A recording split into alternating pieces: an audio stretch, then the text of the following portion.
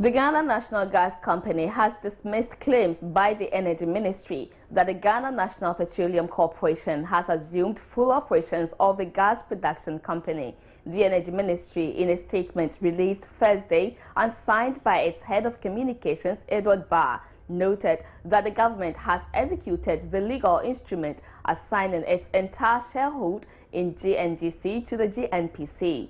But the board chairman of the National Gas Company, Dr. Kwesi Botwe, has dismissed the reports, describing it as incorrect and surprising. In response to the statement, board chairman of the Ghana National Gas Company, Dr. Kwesi Botwe, said suggestions that the takeover concluded are incorrect. The statement said, and I quote, "Statements suggesting that the takeover has been concluded are surprising and premature. The board and management of Ghana Gas have not held a single meeting with the transaction advisor, who a statement from the Minister for Finance said has been appointed. Neither has the transaction advisor requested the company to provide it with any information. It cannot therefore be said that the process has been undertaken and concluded," unquote.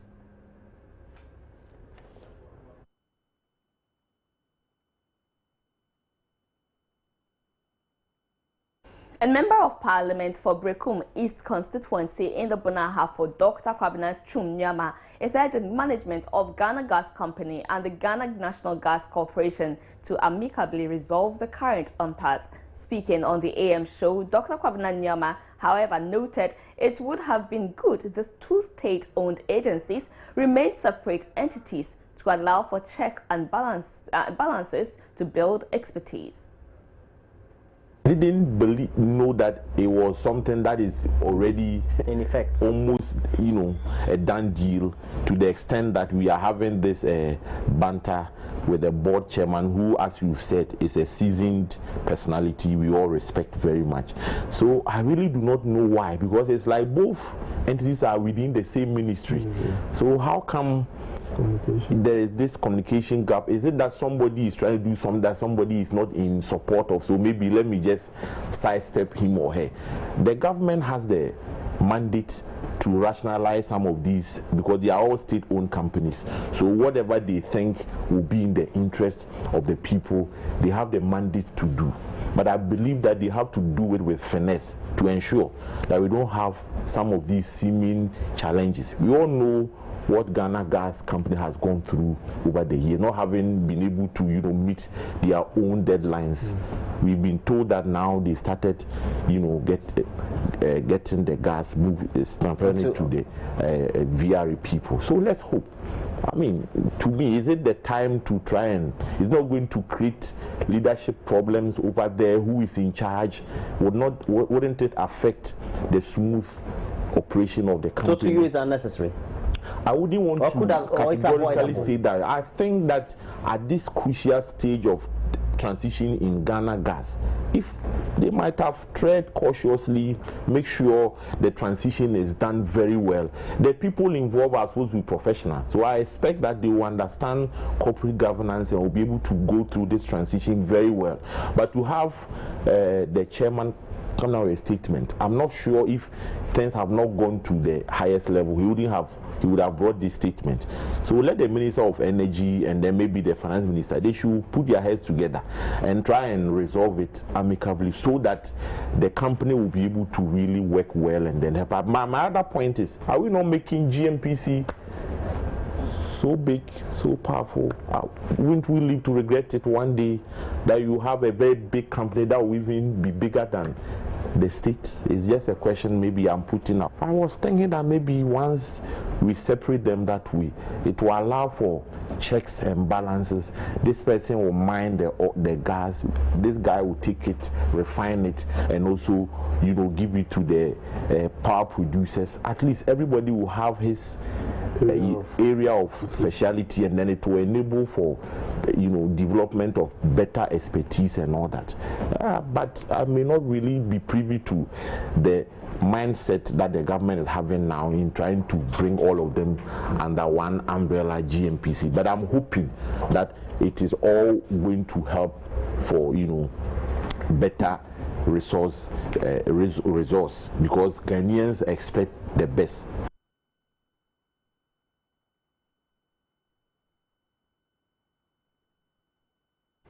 Meanwhile, MP for Ablekuma Central in the Greater Accra region, Theophilus Chaitete, who was also on the AM show, is of the view that lack of communication is to blame for the current impasse between the JNPC and Ghana Gas Company. If you look at the issues at stake, the Ghana Gas Company is not in disagreement that JNPC shouldn't take over whatever assets they need to take over. But if you listen to the board chairman's complaints or the challenges that he had, if the ministry has appointed a transaction advisor to negotiate or advise us to processes for the takeover, the board of the Ghana Gas Company also represents government's interests. And anything that goes wrong in terms of Ghana Gas, the board chairman will be held responsible. And so therefore, I believe that if there is a communication that has to be done for certain transactions to take place, it would have been best done by informing the board, or whoever has been mandated to do the negotiation should have done the communication very well, so that at the end of the day, both parties will be in an agreement. But looking at what we are being told now, it looks as if the transaction advisor did his own thing. Is it without the knowledge of the Ghana Gas Company board? How can it be possible? And then if that is the issue, definitely, then they will be in the dark. You see? So it is up to, this is not an issue that we need to drag. They should go back to the drawing board and then sit down and then whatever we do, procedures must be followed. And once we've given authority to institutions to formulate policies and so on and so forth, when there is a need for changes to be done, we need to ensure that communication is done properly.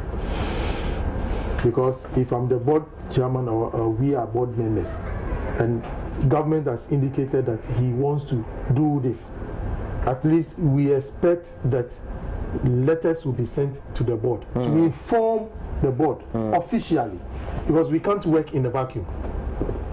This is a policy of government. So you need to write to the board, inform the board as to the policy direction. And then based on that policy direction, board members will also sit down and then look at the policy directives and then inform those that they oversee. But when that is not done, and then we take it that it is the same ministry that is doing its work, then it means somebody is being sidestepped. And truly, if I'm the board chairman, I will not allow that to go past me.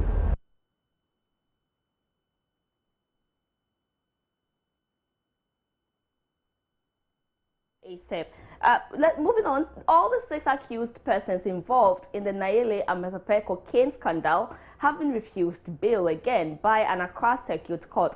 Last week, Justice Francis Obri adjourned the case to Friday, December 12, 2014, to rule on their bail application. Some of the accused persons, including Nane Kiamponsa and Sadalia Sandra Nuhu, both businesswomen who allegedly traveled with Nayeli, abandoned their luggage and managed to abscond after she was arrested at the Heathrow Airport. Lawyers for each of the accused persons argued the facts of the case as submitted by the prosecution did not support the charges their clients were accused of and therefore applied to the court for bail.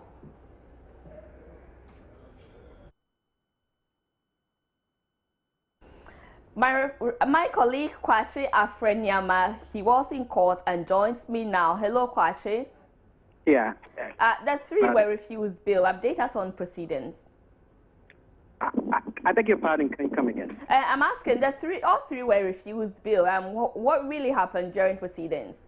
it's actually all the six suspects, including Alhaji Mohammed Dawood, foreign affairs official, Abio Ashitama, the two ladies as well. But the judge, Francis Obri, who took about 30 minutes to deliver his ruling on this bail application, gave his main reason for refusing the bail is that he says, looking at the fact that the case was heard some 2 weeks ago, the BNI indeed need more time to conduct their investigations. Also, he mentioned that the international dimension that this case has taken with Nayeli Ametefe's trial in the UK requires that the court is not too quick in granting them bail. But one pretty interesting thing that happened in court today is that while the judge, Francis Obri, was delivering his ruling, the lawyers for all the accused persons had smiles on their faces. And this because, you know, the judge was quoting some constitutional provisions and arguments that seemed to favor them. And he gave the impression that he was indeed going to grant them bail. For example, he mentioned that the BNI have failed to provide specific timelines as to when they will conclude their investigation. So, for example, when they say they need more time, that's not specific enough. That could be 2 years, 3 years. So that gave a certain impression that, well, he was going to grant them the bill. But in sharp contrast to what the smiles on the faces of these lawyers for the accused persons, once the judgment was delivered, it was all disappointment, and it was clear that the ruling came as a shock to them.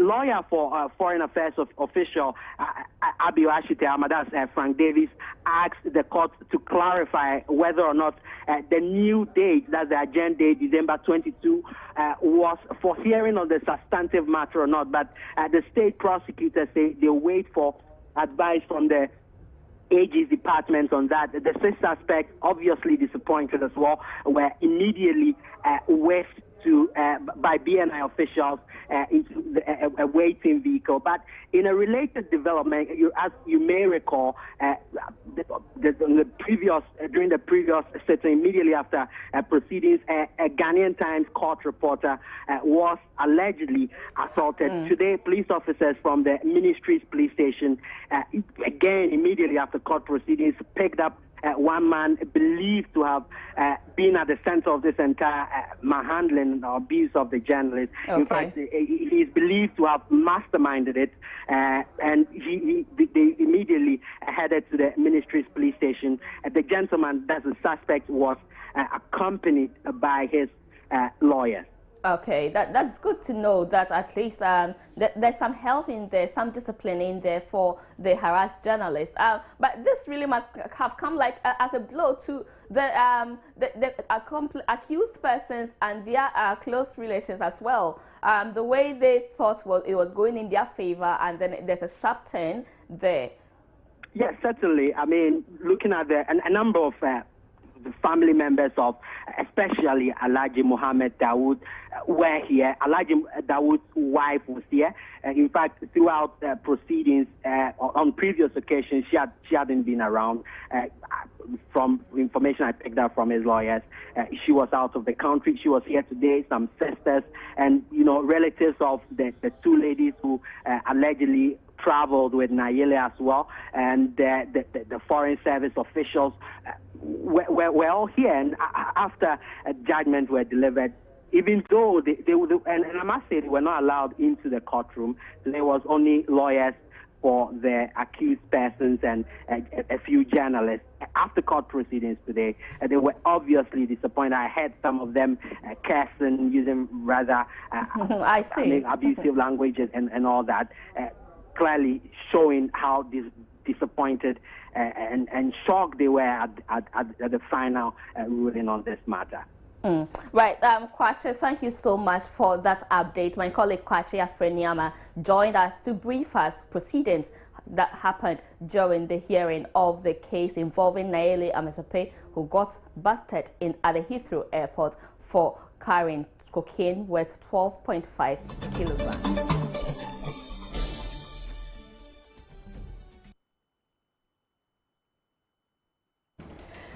Welcome back. Waste management company Zoom Lion Ghana has said it is completed the construction of a new transfer station, which is to help in the effective disposal and subsequent management of waste in the country. According to the company, an e-waste center as well as a plastics recycling unit will also be operational in 2015 as the company targets to get rid of the country of filth come 2015. This was disclosed by Chief Executive Officer of the company, Joseph Siao Ejapon, in an interview with media at the company's end-of-year Thanksgiving service climaxed in Accra on Friday. It has been very well mentioned that the company extended its services to Zambia, and then also we have been able to establish all the regions as subsidiaries of the companies. We have extended most of our services.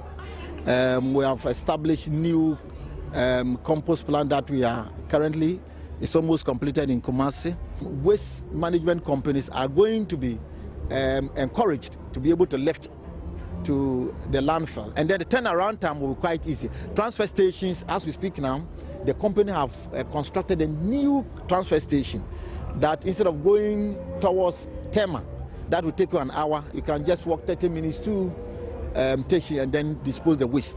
So transfer stations are going to be established, e-waste, plastic recycling are going to be enforced, and all these things, I think that Corella 2015 we will not count as many as we counted in the year 2014. The company, however, says its major challenge with waste disposal in the course of the year was the unavailability of dump sites in the country. We started in the year 2014. There were a few challenges in terms of landfill disposal, and this could not help the company to achieve the purpose of lifting. Because when you lift and clean your house and you don't have a dustbin to dispose into it, it becomes challenging. So the landfill was a very serious obstacle.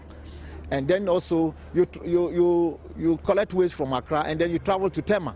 But now with new things like the transfer station and other things coming in, the company will be able to move forward and then achieve all the targets. On the issue of media reportage, Joseph Siao Ejapon charged the media to be circumspect with this reporting of incidents in order to maintain balance. What we have to understand is that when there's an issue, we find the truth. Most of the things that were said about the company wasn't the truth. And as a company, we resolved that the truth never hides.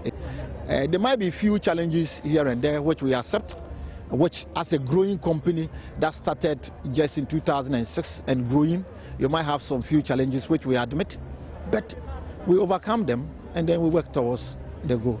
The end-of-year Thanksgiving service by Zoomlion Ghana Limited was to review the company's activities in the year.